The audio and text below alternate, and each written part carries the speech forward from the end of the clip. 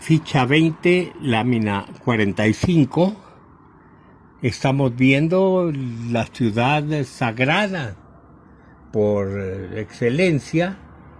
Es un esquema en el que se ve una de las pirámides interiores de otra de las pirámides también interior, de lo que fue creciendo hasta dar la enorme pirámide o el enorme edificio, que no es propiamente pirámide, de la ciudad de Cholula. Y hay un texto que nos dice: y pasados los 4 días, al quinto le entiznaban todo el cuerpo y la cara, y le hacían unas ropetas y unas ameras de papel, y le ponían 2 nombres. El uno era Motecuzauhque y el otro Naxitle, que es su declaración ayunante y figura de Calcuatle. ¿Qué es todo esto? Una relación que se envía a España al rey y que están describiendo cómo se hacía el ritual para nombrar Tetecuhtli. O sea, cada Tecuhtli tenía ritualmente que morir. Y moría a través de una penitencia. Y después de esa penitencia, lo entiznaban todo, o sea, lo llenaban de tizne, simbolizando que había muerto. Y luego volvía a nacer. Pero aquí se está explicando qué era lo que le ponían para darle una nueva naturaleza, porque incluso hasta el nombre le cambiaban. Ya no le daban el mismo nombre, sino que le daban un nombre que llevaba aparte la terminación de Tecuhtli. Era como quien dice un hombre, un renacido. Pero ¿qué es lo que están diciendo? ¿Cómo hacen gobernantes propiamente? Entonces, volvamos a ver el texto. Y pasados los 4 días, al quinto, lo entiznaban todo el cuerpo y la cara, y le hacían unas ropetas y posiblemente unos rosetones de papel, que indican propiamente el rosetón de papel. Indica, es uno de los distintivos de los señores de la muerte. Entonces, este futuro gobernante ya se murió. Y ya que está muerto, hay que hacer que vuelva a nacer. Pero le ponen, dice, 2 nombres. Y uno de ellos era Motecuzauhque. O sea, Motecuzauhque, aquí está en plural, vamos a decirlo en singular, Motecuzauhqui. Este Motecuzauhqui literalmente quiere decir aquel que ha hecho penitencia para ser Tecuhtli o para ser gobernante, el que ha hecho penitencia para ser gobernante. Pero fíjense en el otro nombre. El otro nombre es Naxitle. Está mal escrito. Debería ser Naxit. O sea, el que tiene 4 pies. Ustedes ya conocen este nombre. Curiosamente, no con referencia a grupos del centro de México, sino con grupos del sureste, con grupos mayances. Pero le dan a un dios el nombre de Naxit. Es Naxit el que tiene 4 pies.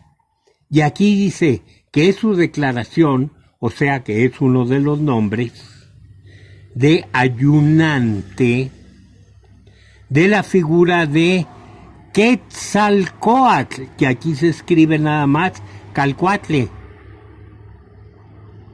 O sea, Naxit es el nombre que se da a Quetzalcóatl en su calidad de dios ayunante. Naxit es precisamente el personaje que está en la puerta de Chicomostoc, dándole los paquetes en territorio maya a todos aquellos grupos que están saliendo.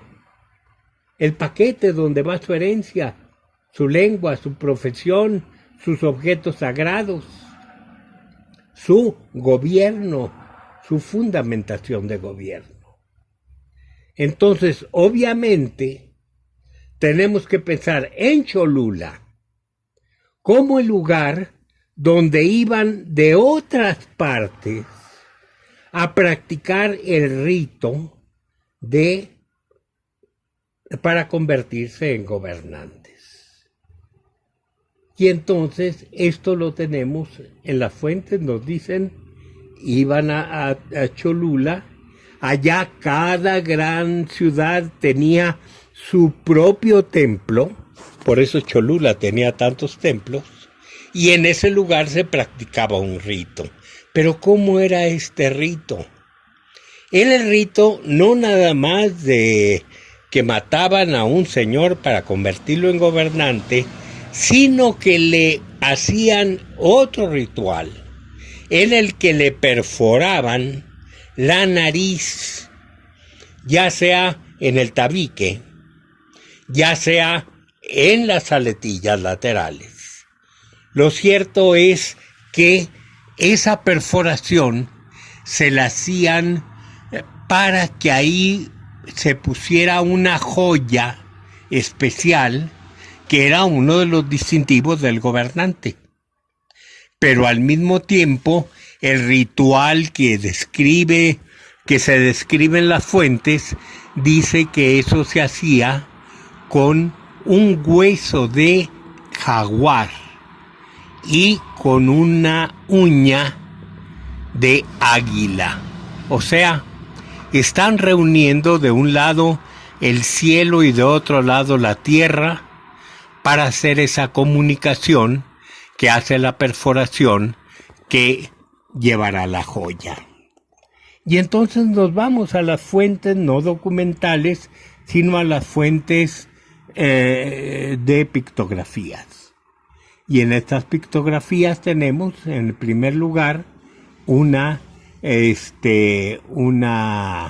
mixteca, en donde tenemos que el mismo personaje, el famosísimo personaje Ocho Venado, Garra de Jaguar, es sometido a la ceremonia que no sé cómo se diría en mixteco, pero en náhuatl se llama Yacaxapotlalisti. En la siguiente ilustración, la de la derecha, tenemos a uno de los dos gemelos gobernantes de Cholula que están haciéndole el mismo ritual a uno de los chichimecas que ellos mismos ayudaron a salir de Chicomostoc. El gobernante cholulteca es Ixchicoatl y el chichimeca se llama Tecpatzin. Vamos entonces a ver esa sucesión de delegaciones divinas. Ya lo hemos visto. La dualidad proyecta su potestad creadora en uno de los dioses que a su vez, en uno o en un par de dioses que a su vez se desdoblan, que se proyectan en un grupo de dioses que pueden ser los primeros padres de las primeras grandes etnias, que se proyectan en otros menores hasta llegar a los familiares. Entonces, como ejemplos, pongo abajo el cielo y la tierra, Iztaccmixcoatl y Michimalma, engendran a todos los creadores de los hombres. Serpiente emplumada es hijo de Iztaccmixcoatl y de Chimalma. Tenu, Xolmeca, Xicalanca, Xelhuatl, Otomit, Mixtecatl, todos son hijos de Mixcoatl y de Chimalma, y son creadores de grandes epónimos, de grandes etnias. Por ejemplo, Tenush, de todos los mexicas, Ulmecatl, de todos los olmecas. Se entiende olmecas de los llamados históricos, no de los antiguos. Xicalancatl, el padre de todos los Xicalancas y así los demás. Cada calpulli tiene un dios, por ejemplo, Coyotináhuatl. Cada familia es depositaria de un bulto sagrado con reliquias protectoras. Entonces, vamos otra vez a la confluencia en un solo personaje del mito, de la leyenda y de la historia. Si vamos al mito, existe un dios Quetzalcóatl, que es en todo sentido anterior a cualquier gobernante Quetzalcóatl. Luego tenemos la leyenda de un gobernante Quetzalcóatl que fue muy importante. Este es propiamente el arquetipo, el que se dice que vivía en Tolan. Y este era el sacerdote que pecó, etcétera, etcétera, y que a final de cuentas huyó de Tula, abandonó la ciudad de Tula. Pero luego tenemos, después de haber visto mito y leyenda, tenemos la parte histórica. Y en la parte histórica tenemos personajes que son investidos ritualmente como Quetzalcóatl porque recibieron el fuego sagrado de Quetzalcóatl que les permite gobernar. Y de estos gobernantes tenemos ejemplos en los códices mixtecos. O sea, son personajes que sí existieron en la historia y que representan al Dios, más bien que guardan en su corazón el fuego del Dios Quetzalcóatl, y al mismo tiempo que tratan de vivir como vivió el modelo que es el gobernante Quetzalcóatl de la leyenda. Entonces todo esto, y tal vez hasta un poco confundido, para que tenga mayor efecto cohesivo, para que la gente acepte mejor la intención política de los gobernantes, todo esto es lo que va a servir de base para precisamente para establecer un nuevo tipo de gobierno, que es el gobierno suyuano. Y repito, no es de hoy la idea de utilizar toda esta idea religiosa y toda esta parafernalia religiosa para fincar la ideología que va a servir para el gobernante, para que el gobernante haga lo que quiere hacer. Siguiente. Aquí tenemos lo que les decía anteriormente. Arriba, el dios Quetzalcóatl, pero considerado como uno de los 4 pilares cósmicos en el Códice Borgia. Abajo, este no es Quetzalcóatl. Es un personaje mixteco, un rey mixteco llamado Quetzal, 9 viento. El nombre fue impuesto también después. Pero 9 viento aquí está representado como si fuera Quetzalcóatl, sosteniendo en uno de los 4 rumbos del cosmos la bóveda celeste. Son casi idénticos, el mítico y el histórico. Seguimos con otra de las tradiciones que es también una derivación muy mencionada en las fuentes de dos maneras de ser. Una manera de ser chichimeca y otra manera de ser tolteca, o sea, una derivación de carácter civilizatorio. Lámina 51. Tenemos una muy conocida representación de Chico Mostoc que no tiene nada más este nombre aquí, sino que también se llama Colhuacan y también se llama Amaquemecan. El Colhuacan, habíamos dicho, con ese gancho que está en la parte superior, que representa col y que quiere decir en conjunto el lugar de los antepasados, y abajo una de las insignias de los penitentes, que es un colgajo de banderas de papel, pero teñidas con hule, con manchas de golpes de hule, y que se llaman Amatetehuitl. Esto da el nombre de Amaquemecan, o sea, el que está vestido con ropa de papel. Vamos a hacer una distinción muy clara que hacían perfectamente los antiguos. Tenemos que se habla mucho de chichimecas. Nacen chichimecas de Chico Mostoc. Pero por un lado tenemos los verdaderos chichimecas, que dicen las fuentes vivían y comían de la caza.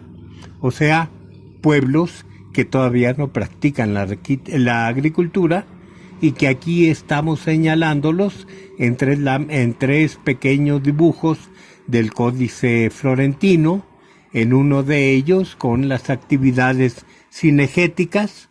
Otro que habíamos dicho da mucha importancia a la cuna en la que se carga a los niños, que es la misma canasta en la que se guardan las presas de caza, y abajo otra de las características, que es un pueblo nómada, que no puede andar cargando de ninguna manera con viejos, y entonces se decía que los chichimecas despenaban a los viejos. ¿Qué quiere decir despenar a alguien? Quitarlos de toda pena. Para quitarlos de toda pena, los mataban y les metían una flecha en el cogote. Aquí está clara la acción. Y otra de las cosas que se muestran en la lámina es que los chichimecas se alimentaban de todo lo que encontraban.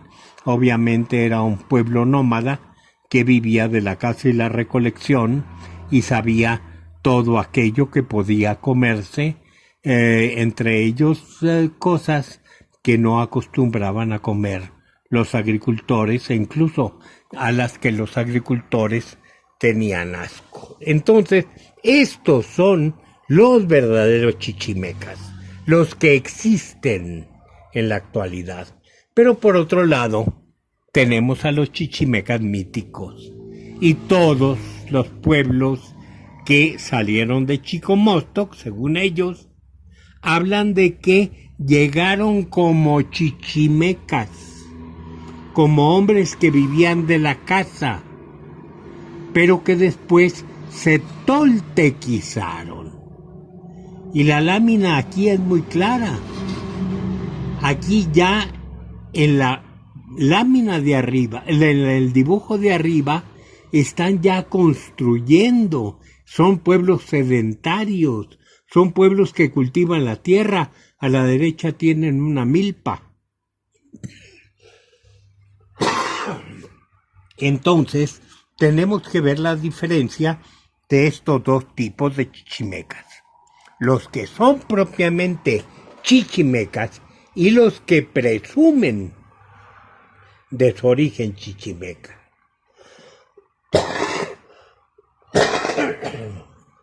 Entonces, para esto, tenemos que los propios mexicas hicieron su clasificación de chichimecas, que queda, aquí la transcribo para que ustedes la lean detenidamente. Aquí la señalo, las 3 clases de chichimecas que existían. Y luego una lámina donde ellos aclaran por qué se llaman ellos chichimecas y no nada más ellos. Dicen los mexicas en un texto, tratan de desmitificar su historia como procedentes de Chicomostoc y dicen que ellos y otros pueblos migraron de la zona central al norte y que de allá regresaron posteriormente, que por eso se llaman chichimecas, pero que no lo son porque coman o beban de la casa. Claramente hacen su delimitación. Entonces tendríamos que los chichimecas, cuando están dentro de Chicomostoc,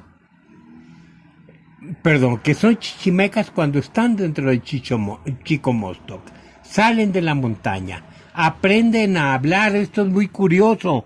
Todo lo que dicen, hablando, dicen algunas fuentes, como borrachos, todavía no saben hablar, todavía no razonan bien, son chichimecas.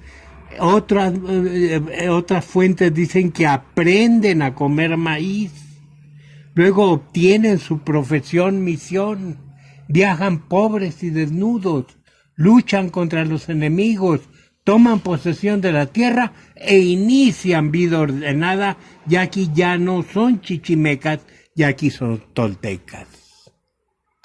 Comparando esto con el tiempo circadiano, sería noche, aurora, cuando todavía no hay sol, aunque haya luz, y orto solar, ya cuando salió el sol. Entonces, serpiente emplumada crea al ser humano, le propicia la extracción y el ciclo de maíz. Hay indiferencia entre los distintos pueblos y cometen un pecado que motivan su expulsión de la tula anecuménica. Salen cuando ya apunta la luz de la aurora. Todavía no hay sol. Serpiente emplumada, en su forma de Nakshit, lo vemos, distribuye a los dioses, patronos, lenguas, bultos sagrados, profesiones y misiones. Los primeros padres guían a sus pueblos y arriban a la tierra prometida. Y ya que están en la tierra prometida, sale el sol. O sea, empieza la historia. Los quichés describen perfectamente este momento como aquellos que hacen el papel de semillas de los hombres que salieron de Chicomostoc, de Suyua, se petrifican con la luz del sol, desaparecen milagrosamente, pero al mismo tiempo son relevados por sus hijos, que tienen la misma figura y obviamente la misma función que sus padres. O sea, se está usando toda la metáfora de la noche, la aurora y el orto solar para indicar la salida desde el otro mundo, desde Tula Anecuménica, hasta la fundación de los distintos pueblos donde les nace el sol, o sea, donde inician su historia. Ese es precisamente el recorrido que va desde la fase de los chichimecas a la fase de los toltecas. ¿Desde cuándo nace esta idea suyuana? En primer lugar, tenemos que decir, la idea suyuana tiene un motivo muy claro. Los hombres viven toda una etapa de la existencia del hombre luchando entre ellos. Es necesario, dice la idea del suyuanismo, volver a la paz. ¿Cómo se vuelve a la paz? No es de extrañar porque eso lo oímos todos los días. La paz solo se consigue con la guerra. O sea, justifica la guerra. Es una idea que, pese a que está abogando constantemente por la paz, está haciendo la guerra para lograr sus propósitos políticos. Entonces, es posible que esta idea sea basada en este fundamento de que originalmente el Dios de todos, el Dios patrono de toda la humanidad, era uno solo, serpiente emplumada. Entonces, ¿cómo se llega a ese estado idílico con una reorganización de los pueblos? En que el gobernante supremo, o los dos gobernantes supremos, o los cuatro, o los que sean gobernantes supremos, son precisamente la reencarnación, o más que reencarnación, la recepción del fuego divino de Quetzalcóatl. Entonces, ya una vez que los gobernantes reciben el poder de Quetzalcóatl, pueden gobernar sobre todos los diferentes grupos de una zona, pero estos diferentes grupos pueden ser de distinta etnia, nuevamente organizados por el Dios patrono general, que es Quetzalcóatl. Esta es la idea básica que tenemos Leonardo y yo acerca de cómo una idea religiosa, como un mito del origen de los hombres plurales, puede justificar el retorno a la unidad con un solo gobernante para todos los hombres, que es Quetzalcóatl, que es lo que vamos a ver en los nuevos tipos de gobierno. Se constituyen estas alianzas de carácter pluriétnico, en el que se siguen reconociendo las etnias, como la Triple Alianza. Es una alianza pluriétnica que justifica un gobierno pluriétnico, pero bajo una sola cabeza. Entonces, vamos a ver cómo lo relatan esto, y tenemos desde los relatos quichés cómo se fueron los pueblos hacia un lugar que ellos llaman Oriente, y cómo en Oriente recibieron los instrumentos del poder. No sabemos dónde está ese lugar, pero las crónicas quichés hablan mucho de Oriente como el lugar donde se reciben todos los objetos de poder.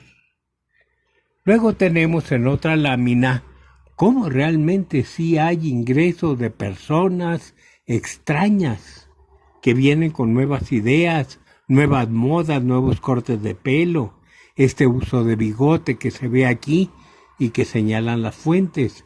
Pero abajo tenemos la existencia ya desde aquella época de la media máscara de Quetzalcóatl para establecer un gobierno. Nótese, tiene insinuado el doble pico superior, la doble placa de pico superior, y en la parte de abajo, en la placa inferior, la tenemos adornada con la barbilla de Quetzalcóatl. Todo esto en nombre de la aurora. ¿Por qué? Porque Quetzalcóatl es un dios venusino.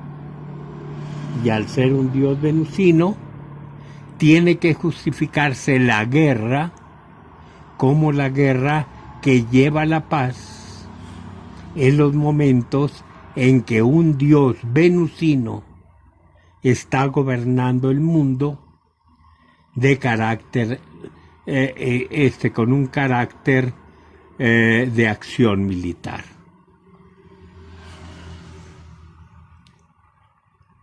Lámina 63. Vemos aquí representados dos grupos, incluso gobernando simultáneamente en Chichén. Pero vean ustedes cómo sus tradiciones son totalmente distintas. Arriba los tenemos sentados en los taburetes que son propiamente sillones cubiertos con la piel del jaguar y vestidos todos ellos con los grandes tocados de tipo maya tradicional. Vean ustedes a los de abajo que no nada más están vestidos a la manera tolteca, incluso con el tezcacuitlapili, claro, en la parte posterior de la cintura, sino que están sentados en tronos que tienen la forma del jaguar, cosa que es también característico de los toltecas. En la siguiente lámina, que quisiera yo poder explicar detenidamente, estamos viendo la presencia de dos personajes muy extraños que han aparecido incluso en una representación descubierta o cuando menos presentada por Carl Taube. Han aparecido también en el estado de Hidalgo. Pero tenemos la presencia de dos grandes personajes, lo que han llamado el Capitán Solar y el Capitán de la Serpiente Emplumada.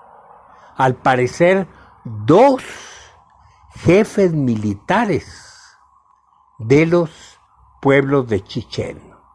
Uno que manda, el Solar, que manda a aquellos que pertenecen posiblemente a la vieja tradición maya, y otros que pertenecen a la nueva idea de los suyuanos.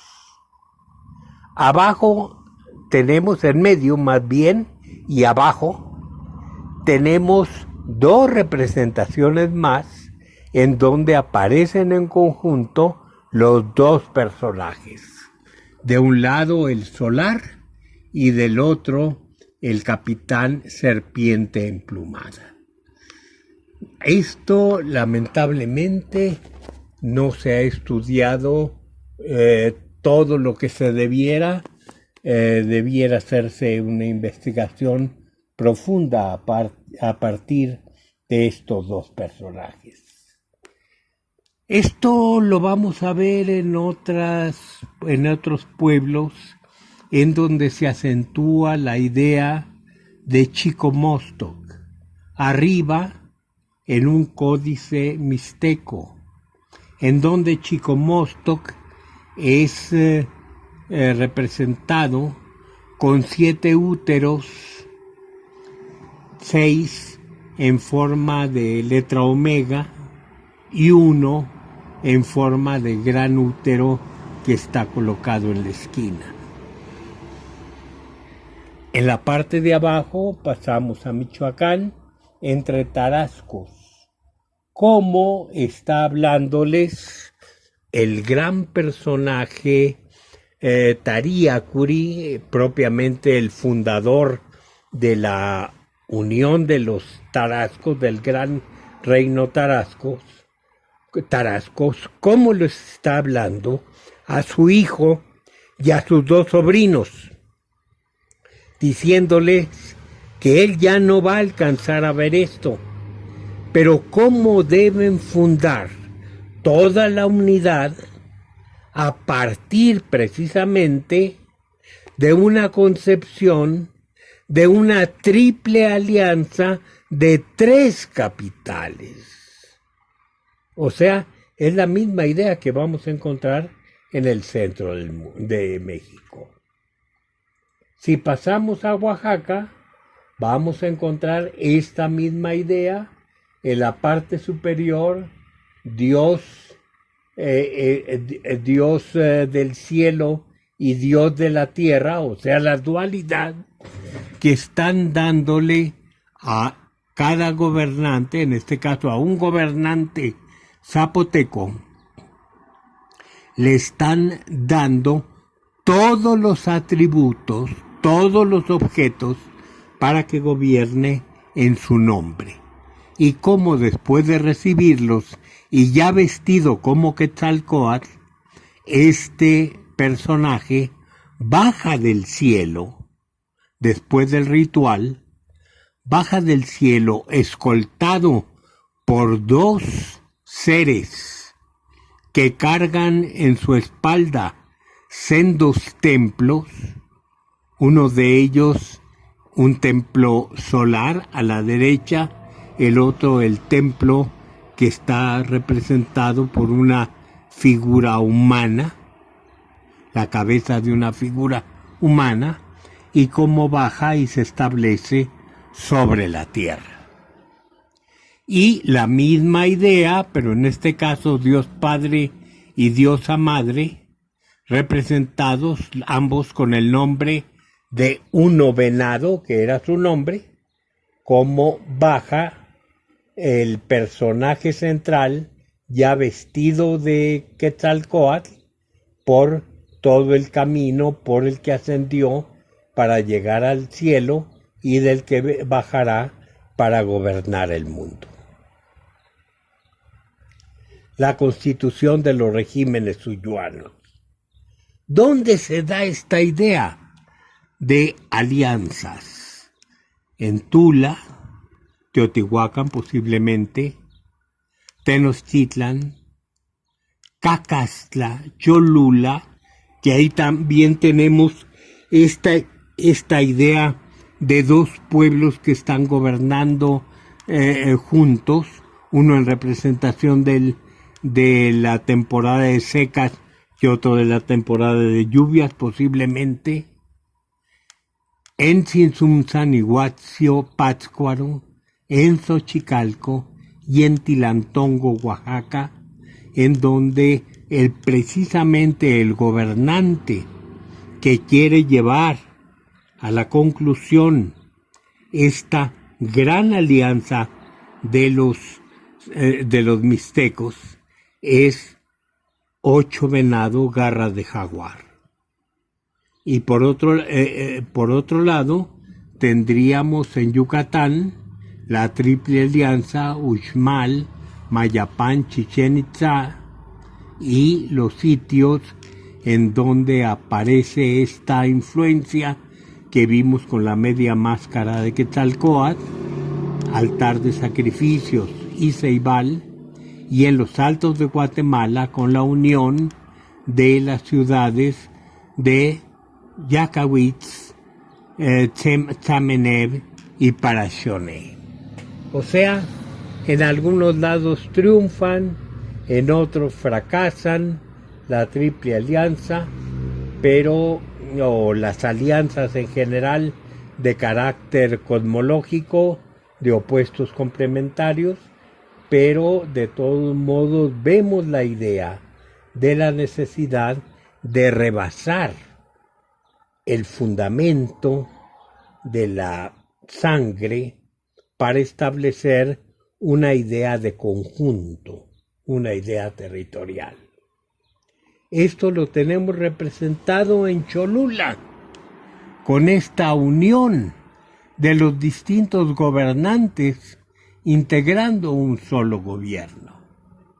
Y esto lo tenemos en Guatemala también, representando la unión de los distintos gobernantes de carácter, los gobernantes naturales que están desempeñando ya funciones específicas dentro del gobierno general.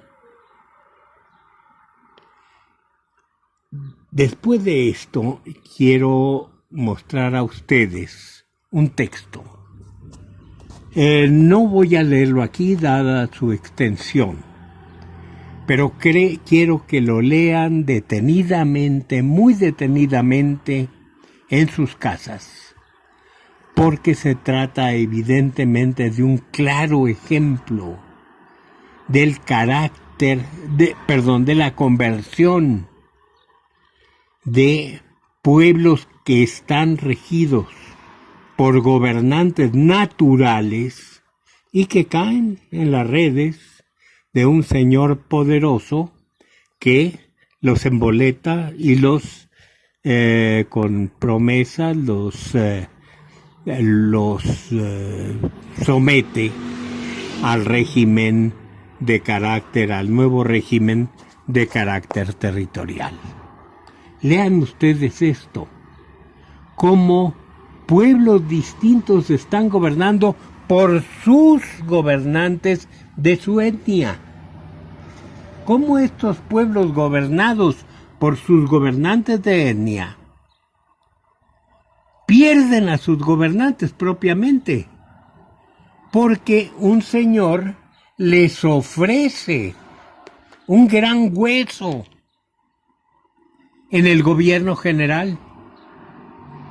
Y cómo estos señores aceptan ingenuamente este hueso, aceptan este cargo, y cada uno se va a encargar de una función de gobierno dentro del gran gobierno de la región.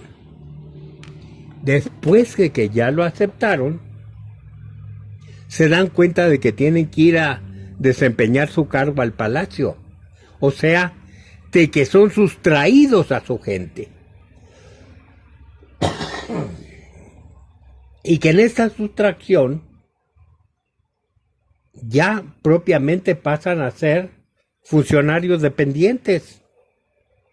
Y luego, como el gran señor, para evitar cualquier traba, con el poder que tiene, empieza a cambiar la ubicación de la gente para que no haya ningún levantamiento.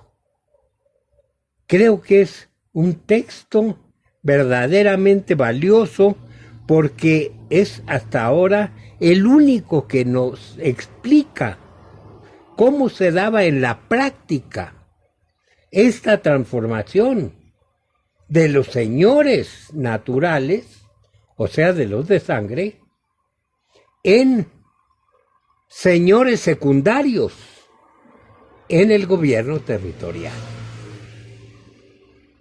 Por último, terminamos la ficha y terminamos el curso con un glifo que nos presenta a la Triple Alianza, que son Texcoco, México y Tlacopan. Los tres señores que a mi juicio tienen su poder en sentido cósmico de el dios del fuego de los dioses superiores. perdón, de los cielos superiores, el dios del fuego solar y el dios del fuego del inframundo. Estos tres están representando a tres pueblos que son propiamente los ejecutores en la región de tres funciones básicas. De acuerdo con todo lo que dicen las fuentes de las características de cada señor, tendríamos que los de la flecha, los hombres de la flecha, o sea, los de Texcoco, tienen actividades intelectuales desde el rey poeta, el rey ingeniero que construyó los jardines de Chapultepec, ayudando a los mexicanos, que construyó el Gran Dique, que hizo las leyes, o sea, una intelectualidad en lo que se llama, lo que se ha llamado, sobre todo en el siglo pasado a principios, la Atenas de Mesoamérica, Texcoco. Por otro lado, los señores que dicen, nosotros no labramos la tierra, nosotros tenemos actividad militar. Estos serían los hijos del sol, los que dirigen la guerra. Y por último, los de la onda, los tepanecas, los que están precisamente en la región agrícola más productiva de la región. Entonces, como incluso la base de carácter étnica tiene una justificación también desde el punto de vista profesional. Con esto concluimos la ficha 20, que es la última del semestre, y con esto concluimos también la grabación de este periodo difícil de reclusión por la pandemia. Que todos estén bien, que todos estén sanos en sus casas. Y espero que nos veamos todos muy pronto.